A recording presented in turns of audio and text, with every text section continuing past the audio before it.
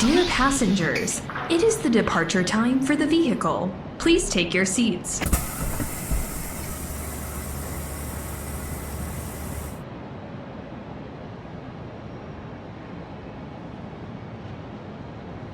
Dear passengers, it is the departure time for the vehicle. Please take your seats.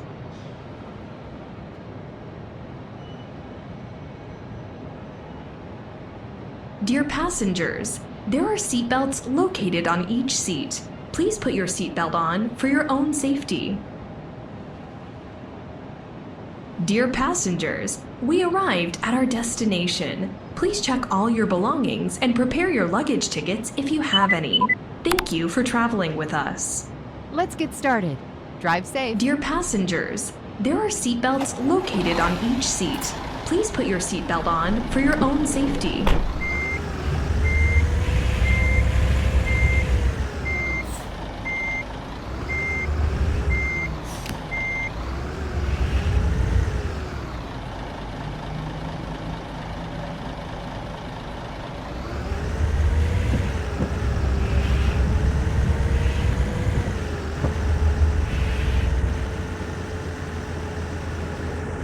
Turn left.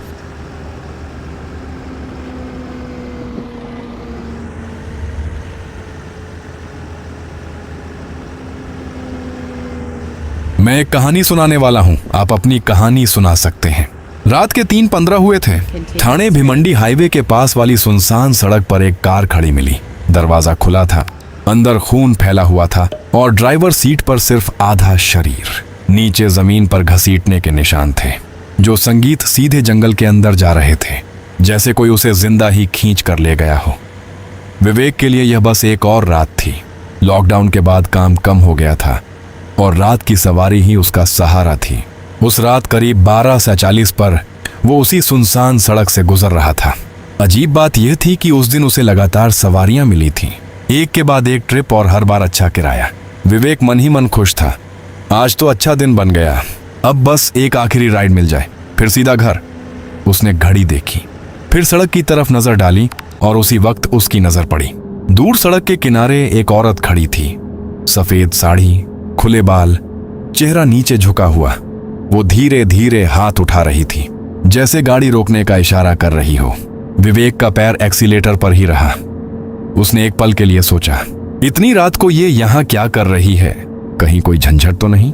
गाड़ी थोड़ी आगे बढ़ी, पर फिर उसके दिमाग में दूसरा ख्याल आया, अगर वो सच में मुसीबत में हो तो? मेरे घर में भी तो बीवी बच्चे हैं, किसी की मदद कर दूं तो क्या बुरा है? उसने ब्रेक दबा दी। गाड़ी धीरे धीरे रुक गई। वो औरत अब बिल्कुल पास थी, पर अजीब बात कि वो हिली तक नहीं, जैसे उसे पहले से पता था कि गाड़ी रुकेगी। गाड़ी रुकिए। उसकी आवाज ऐसी थी जैसे गले में कुछ अटका हो, सूखी, टूटी हुई और अजीब ठंडी। विवेक ने इतनी तेज हो चुकी थी कि सड़क किनारे लगे पेड़ झुकने लगे। इंस्पेक्टर देशमुख डरकर पीछे हट गया। उसके हाथ कांप रहे थे। सतीश ने तुरंत उसके कंधे को पकड़ा। रेखा के बाहर मत जाना, जो भी हो पीछे मत देखना। सड़क पर बनाई गई राख और सिंदूर की रेखा अब धीरे धीरे टूटने लगी थी। संध्या सड़क पर घिसटते हुए आगे बढ़ रही थी। उसके टूटे हुए पैरों से खून की लकीर बन रही थी। उसकी गर्दन एक तरफ टेढ़ी थी और हर कदम के साथ हड्डियों।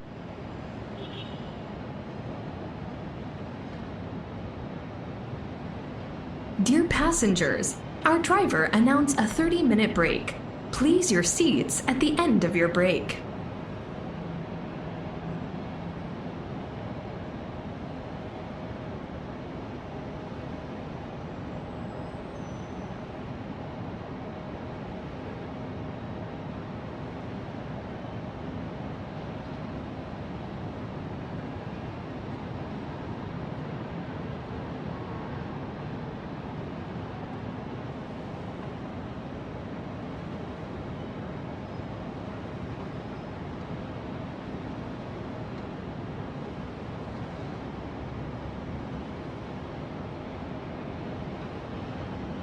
Dear passengers, there are seatbelts located on each seat. Please put your seatbelt on for your own safety.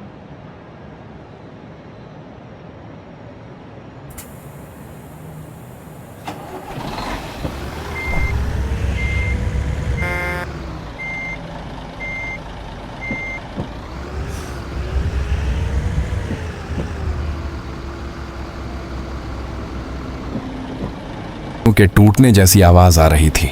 अचानक वह हवा में उठ और सीधा पंडित जी के सामने आकर रुके। उसका चेहरा अब कुछ इंच की दूरी पर था। उन्होंने मुझे मरने दिया। अचानक जोर से सांस लेने की आवाज। मैं तड़पती रही। कोई नहीं रुका। पंडित गजानन ने अपनी माला उसके सामने फेंकी। माला उसके शरीर से टकराते उसके शरीर से धुआं निकलने लगा। संध्या जोर जोर से चीखने लगी।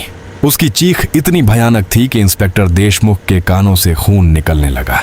अचानक चारों तरफ अजीब दृश्य दिखने लगे। सतीश को सड़क पर कई खून से लथपथ लोग दिखाई देने लगे। वो सारे लोग जिन्हें संध्या की आत्मा ने मारा था। किसी का सिर फूटा था, किसी की आंखें बाहर। कोई सड़क पर घिसट रहा था और वो सब धीरे धीरे पंडित गजानन की तरफ बढ़ रहे थे। ये क्या है? ये उसकी पीड़ा है, उसका श्राप। पंडित गजानन सड़क के बीच बैठ गए। उन्होंने अपने हाथ में संध्या के पति की राख उठाई और अग्नि में डाल दी। नाक से की जाने वाली आवाज। फिर उन्होंने उस जगह की मिट्टी और खून से भीगा कपड़ा एक साथ आग में फेंका। हवा अचानक और तेज हो गई। आग की लपटें काली होने लगीं। पंडित गजानन ने अपनी आंखें बंद की और जोर से मंत्र पढ़ना शुरू किया। ओम काल भैरवाय प्रेत बाधा विनाशाय स्वाहा। अतृप्त आत्मा अपने बंधन छोड़ डाच। जिस दर्द ने तुझे बांधा उसे अग्नि में समर्पित कर।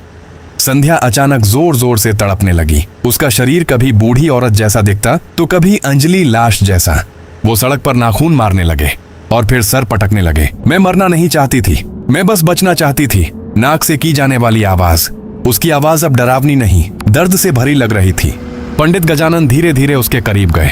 उन्होंने राख का एक हिस्सा संध्या के सिर पर डाला और फिर अपने हाथ से उसकी आंखें बंद कर दी। अचानक संध्या को ट्रक के पीछे से एक आदमी की धुंधली आकृति दिखाई दी। वो उसके पति मनीष की आत्मा थी। वो धीरे धीरे संध्या की तरफ बढ़ा।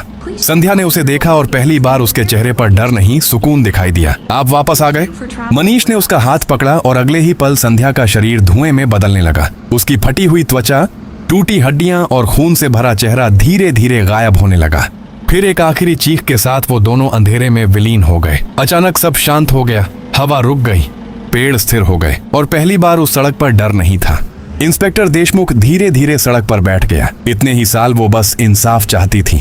उस रात के बाद उस सड़क पर कभी कोई हादसा नहीं हुआ। लोग कहते हैं आज भी अमावस की रात अगर कोई उस मोड़ से गुजरे तो उसे सड़क किनारे एक औरत और एक आदमी साथ चलते दिखाई देते हैं।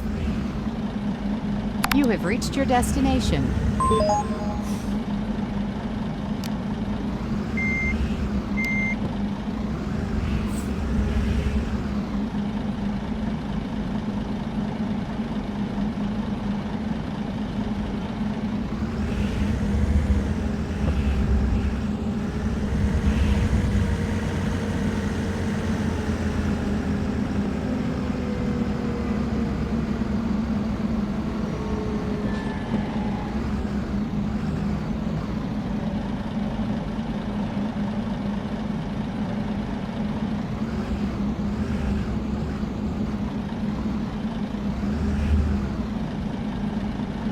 Dear passengers, we arrived at our destination.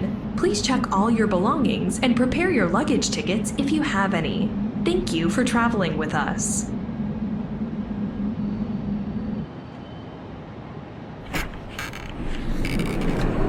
Thank you for watching. Please like, comment, share, and subscribe the channel.